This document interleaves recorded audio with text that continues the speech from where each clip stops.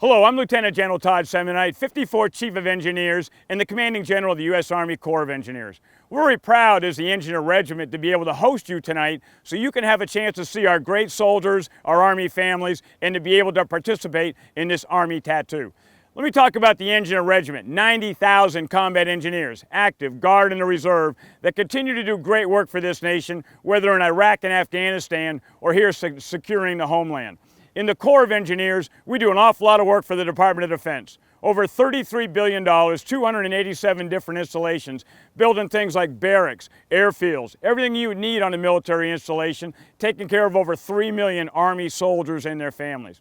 We also have the privilege of working for the interagency. So organizations like the Veterans Administration, right now we're building over 15 hospitals that cost more than $100 million each, totals about $8 billion. And the President's asked the Corps to step up on the southwest border and to be able to deliver $15 billion to be able to protect our country.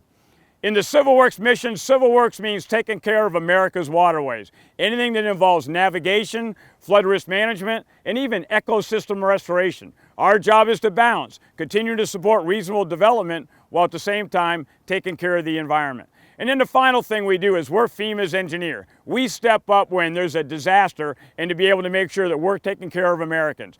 Harvey, Irma, Maria, mudslides, wildfires. We continue to be able to rebuild America to be able to stay ahead of this. Just in the last couple of months, when COVID kicked in and we anticipated a shortage of bed spaces, we did 1,100 different assessments across the entire United States, built out 38 temporary facilities that could host up to 15,000 different people so that nobody would ever drive in behind a hospital and somebody said, there's no room in this hospital. So we are America's engineers. The vision of the Corps of Engineers is to engineer solutions for the nation's toughest challenges. We're passionate about our job. We're committed to what we do. And if you ever know an engineer that needs a job, you tell them to call the Corps of Engineers. Bottom line, Army strong, building strong. Hello, my name is First Lieutenant Mike Deuce from Omaha, Nebraska. Hello, everyone. I am Sergeant Paige Lewis from Needles, California. And I'm Private First Class Patrick Alamia from Newport Richey, Florida. Imagine, if you will, a Wednesday evening, 90 degrees, 90% humidity, and bleachers filled with thousands of students and families. Every summer, the soldiers of the Old Guard and the U.S. Army Band put on a live showing of the history of the U.S. Army in a weekly live performance called Twilight Tattoo. Due to health precautions, we are unable to present that to you tonight. However, we have put together a virtual experience that celebrates our Army birthday and recognizes the contributions of the Army to our country, but with air conditioning.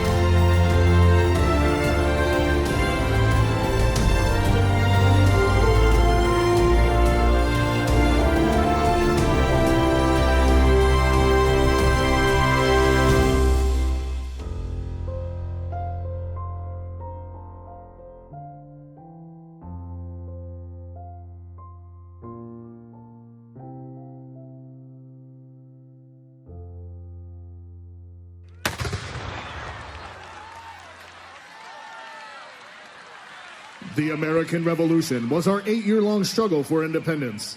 The conflict witnessed the birth of America's Army on 14 June 1775. The raw militia units that comprised that force were severely tested in the early years of the Revolution. Under the leadership of General George Washington, a professional American army emerged from the trials and tribulations of Valley Forge as a trained, battle-tested, and highly organized fighting force comprised of Continental Infantry, Mounted Dragoons, and artillery. Sound assembly! Make ready! Take aim! Fire! Advance! Fire lock! To the front! March! March! Charge! Bandits!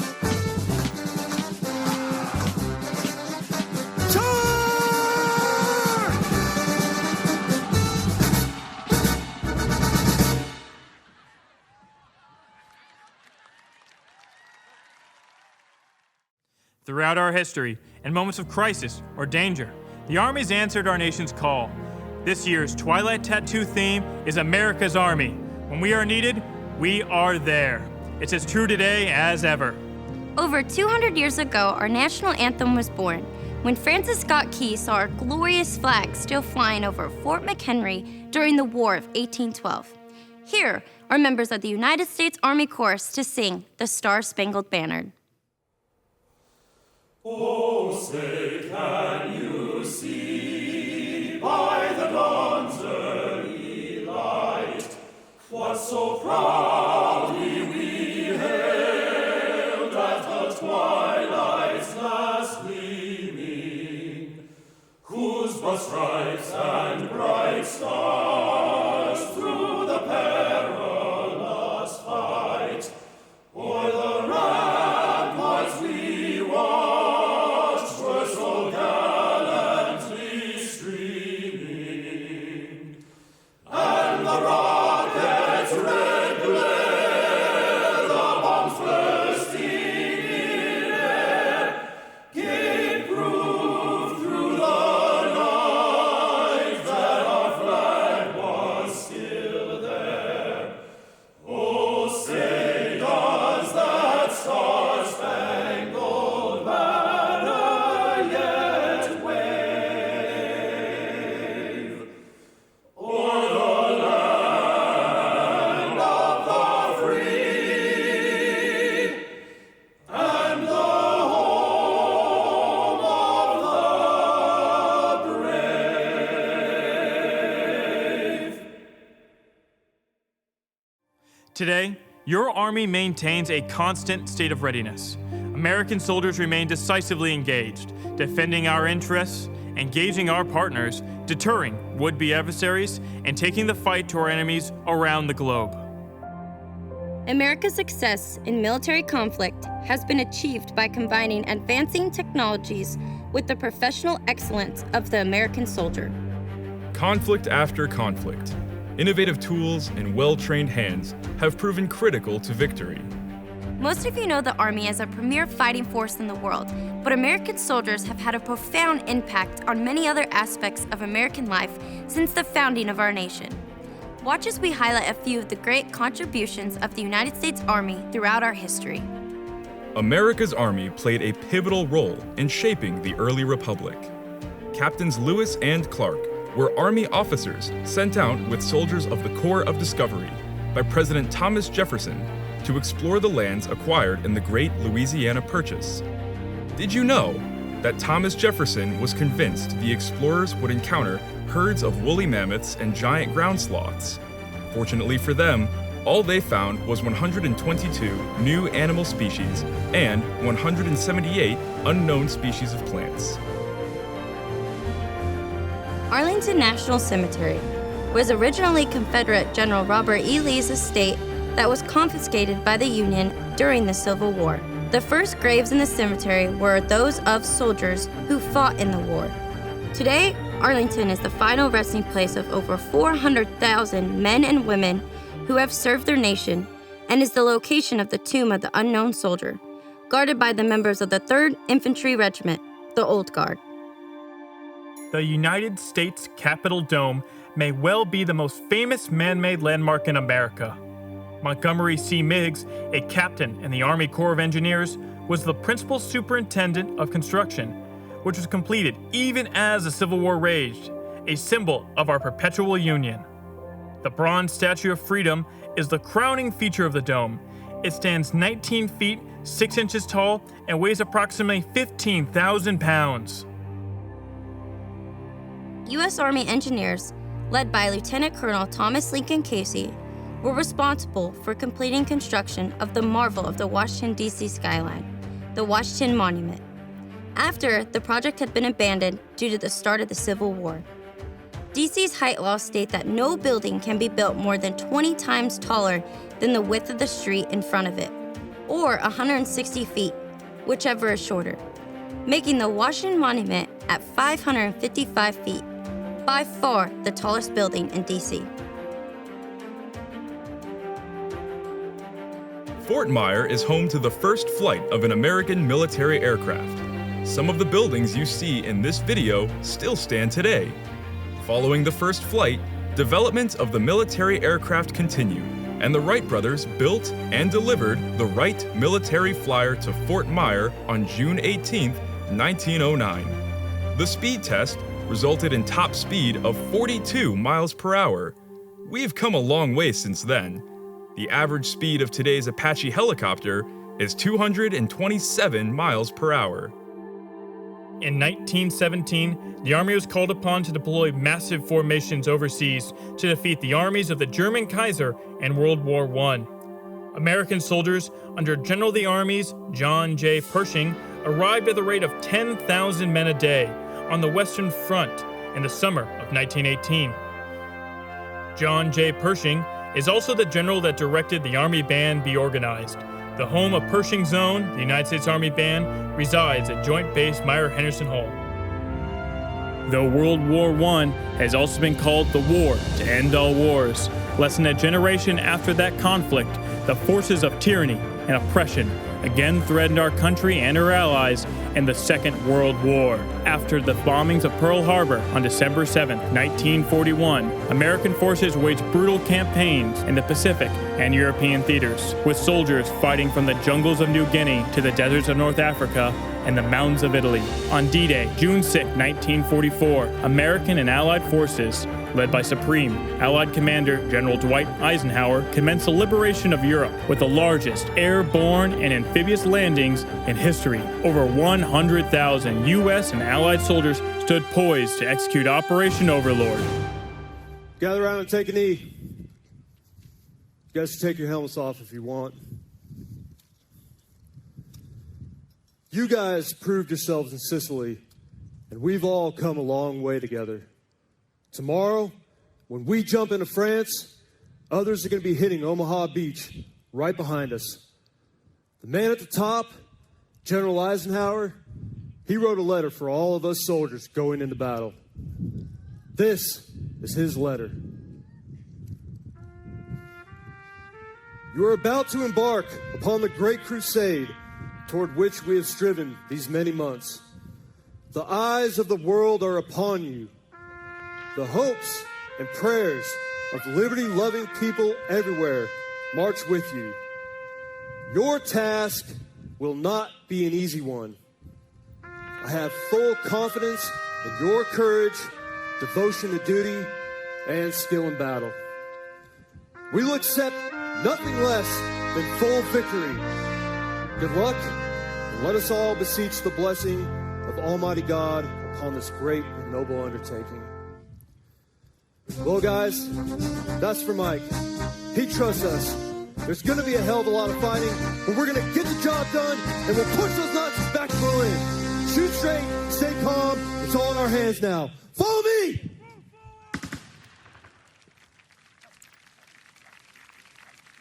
The successful D-Day assault in Normandy set the stage for the collapse of Nazi Germany and the end of World War II. American soldiers stormed across the plains of Europe as their counterparts in the Pacific attacked island fortresses to turn back the Japanese advance. Despite fanatic resistance by the enemy, American soldiers would emerge victorious in both European and Pacific theaters in 1945. The peace that so many had fought and died for in World War II lasted just a few short years. In June 1950, the Cold War turned hot as American forces joined with the United Nations to resist communist aggression in Korea. Over 1.8 million American service members fought desperate battles at places like Heartbreak Ridge, Porkchop Hill, and Sandbag Castle before an armistice, which continues to this day, was signed, and the fighting came to an end. I am Lieutenant Joe Clemens. In April of '53, shortly before the armistice, I was in King Company, 7th Infantry Division. We were ordered to hold Porkchop Hill, sort of a message to the enemy. No matter how many assaults they launched, we would not budge. In a faraway land, these soldiers gave everything to fight off communist aggression. Many had already served in World War II. They are brave and the very best we have. The soldiers you see here now are forever memorialized on the National Mall at the Korean War Memorial.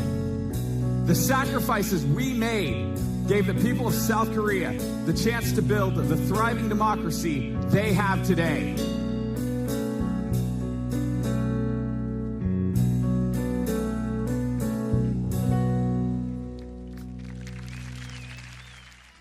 Since the birth of our nation, American soldiers have demonstrated exceptional technical competence, possessed unquestionable character, and committed themselves to professional ethics and values.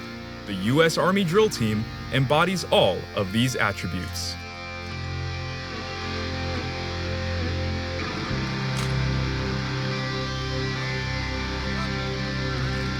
And now, the most difficult maneuver of all. The soldiers will continue to march as members from the front rank toss their rifles into the air over the formation to be caught by the soldier in the rear rank. This is again an exercise in trust, as each member will have to put their safety in the hands of their brothers in arms. This is the United States Army Drill Team's signature maneuver since 1958, the front to rear overhead rifle toss.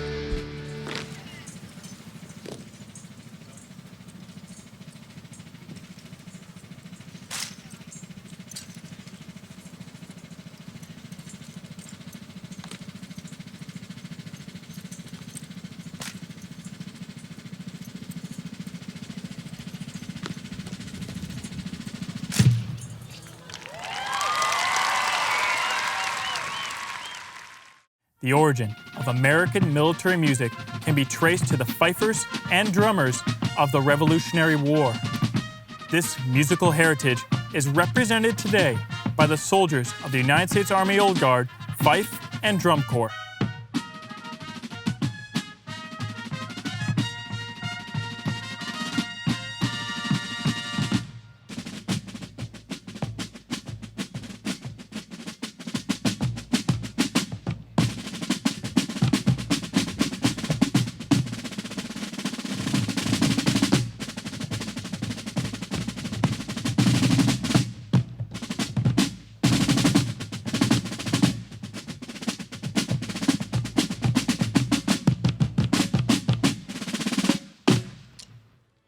Both teams represent today's soldiers, as well as yesterday's heroes, who proudly fought in the Revolutionary War and continue to serve in the mountains of Afghanistan, throughout the Middle East, Europe, Korea, and around the world.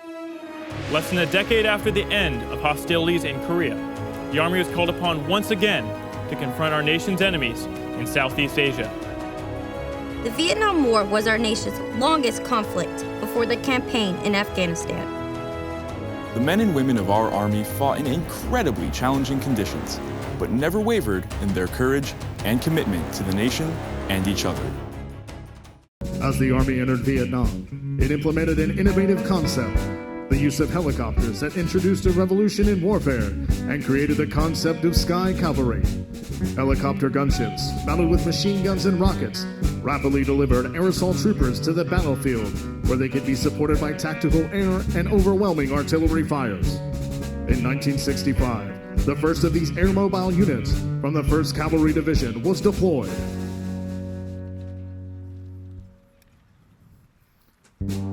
on 14 November 1965, 450 soldiers from the 7th Cav Regiment dropped in the landing zone X-ray in the Idrang Valley.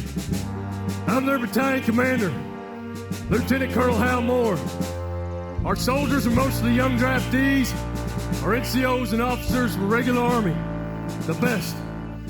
When we hit the ground, we ran straight to 2,000 seasoned North Vietnamese regulars. It was close combat, with enemy just feet away. A hornet's nest of zipping bullets, bursting grenades, and hand-to-hand combat. But despite being outnumbered, these men held. After 3 days and nights of intense fighting, the shooting finally stopped. This American army of draft-air citizen soldiers had battled North Vietnam's most experienced troops and prevailed.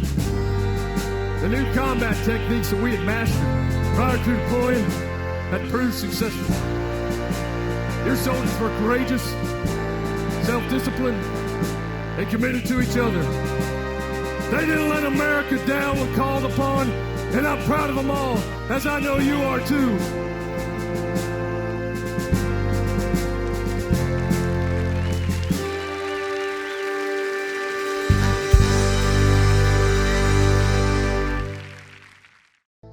As we emerged from conflict in Southeast Asia, we asked ourselves, how do we need to evolve to meet new challenges?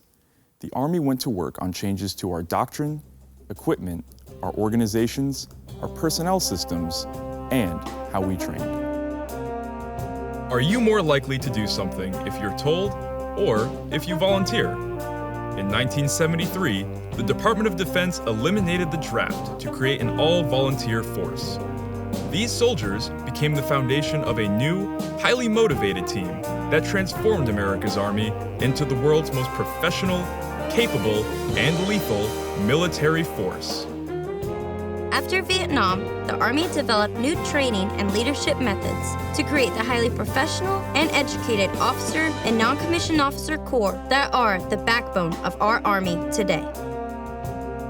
Who would build a fort in the middle of 1,000 square miles of the Mojave Desert?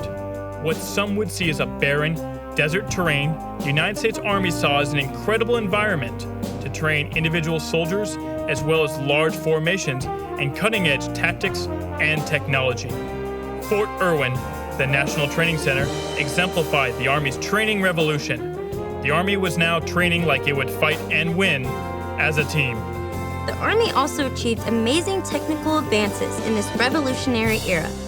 No other nation on the face of the earth could compete as America developed weapons like the Big Five, the Abrams tank, the Bradley fighting vehicle, the Apache and Black Hawk helicopters, and the Patriot missile.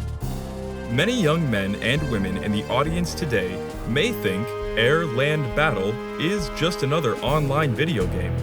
It actually takes its name from the innovative warfighting doctrine that the Army created and refined in the post-Vietnam era. Air-land battle emphasized close integration between all elements of the Army: infantry, armor, aviation, artillery, and special forces, while attacking the enemy throughout the depth of its forces. The integration of technology, planning, training, equipment, and leadership set the foundation for victory over the following 3 decades in places like Grenada, Panama, the Balkans, and most notably, the Middle East. The first foreign major military crisis for the United States in the post-Vietnam era presented itself in August 1990 when Saddam Hussein ordered his forces to invade Kuwait. This was no ordinary act of aggression. Iraq's army, the 4th largest in the world, was well equipped with more than 650,000 frontline troops, 4,200 tanks, 700 aircraft, and 3,100 artillery pieces. Iraqi army and its vaunted Republican Guard were also battle-tested, having just fought an 8-year war with Iran. Still, in just 100 hours of ground combat, the U.S. Army achieved a stunning victory over Iraq, liberating Kuwait and demonstrating the professionalism, dedication, and high level of training of our soldiers. Added to the history books were new victories, such as the Battle of Wadin al-Batin, the Battle of Medina Ridge, and the Battle of 73 Easting, the largest tank battle fought by U.S. forces since World War II. The success of our Army in the 1980s and 1990s was due to the changes we made after Vietnam. These changes prepared us for the battle that was set in motion on September 11th, 2001, and saw the Army defending American interests against terrorists around the globe in places like Iraq and Afghanistan.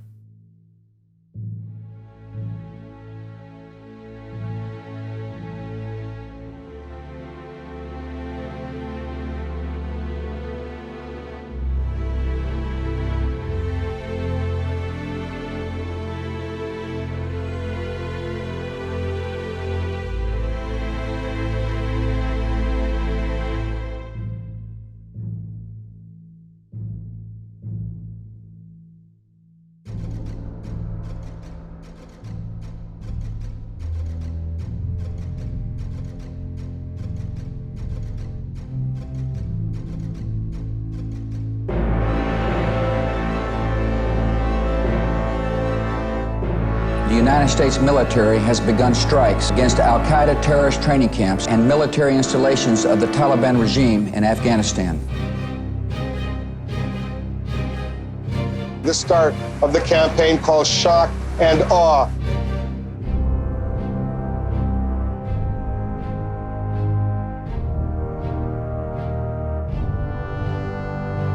So I've committed more than 20,000 additional American troops to Iraq. American troops will now train Iraq's 650-member security forces in Operation New Dawn. Almost a decade in, the hunt for al-Qaeda in one part of eastern Afghanistan looks like this. Americans pushing the Afghans to the front, taking the high ground. Today, the U.S. Army is leading the Department of Defense's response to COVID-19 across the United States, supporting multiple federal agencies, including the Federal Emergency Management Agency.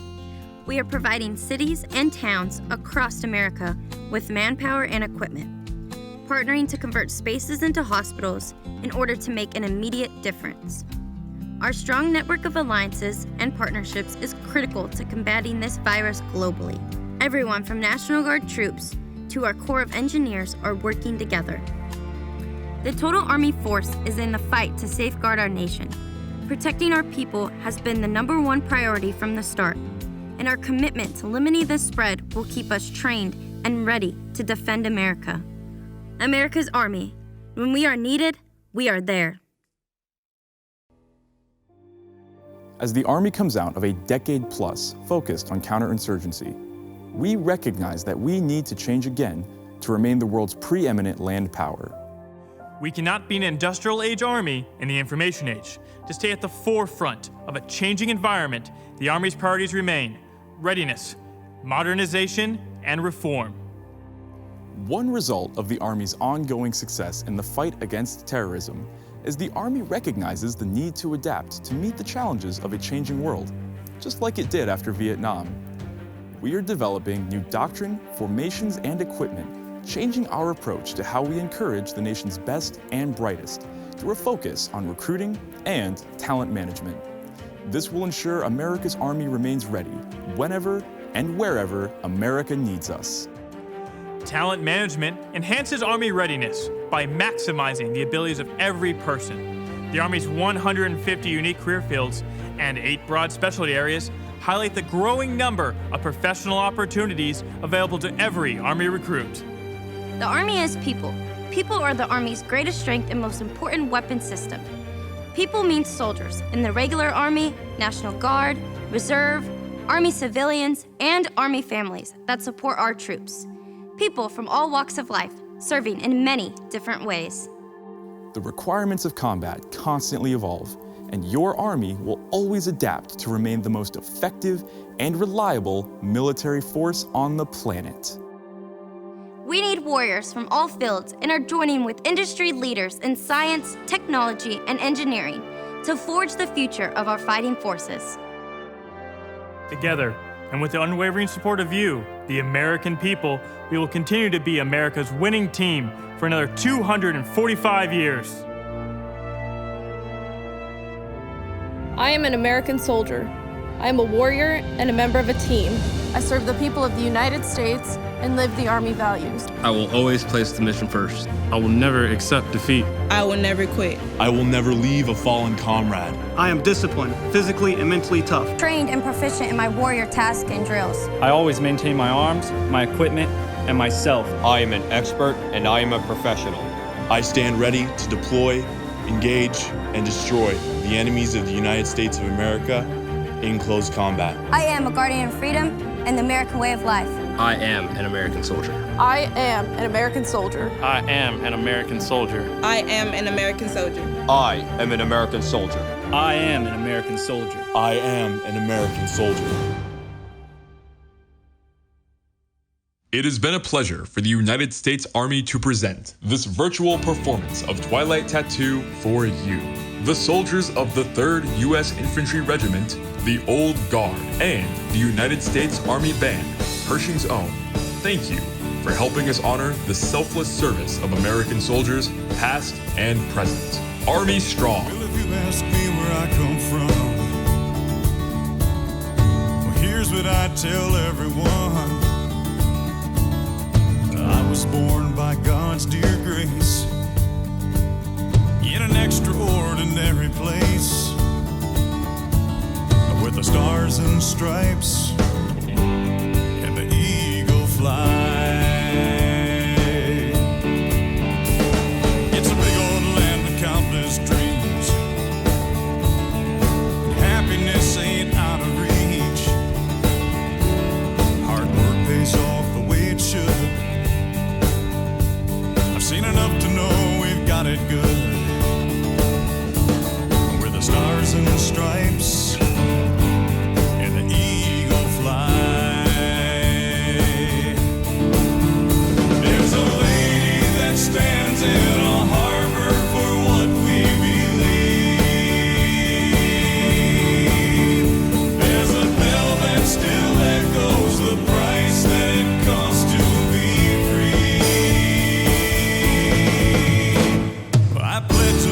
To this flag. If that bothers you, well, that's too bad. But if you got pride and you're proud you do, yeah, we could use some more like me and you. We're the stars and the stripes and the eagle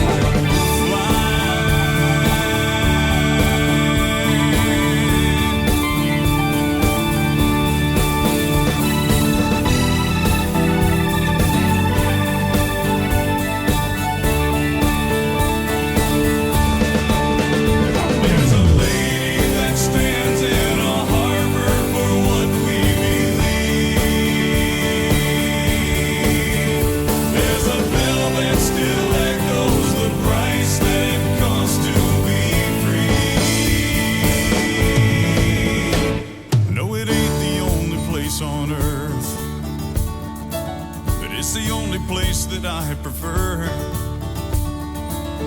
to love my wife and raise my kids, yeah, the same way that my daddy did. With the stars and the stripes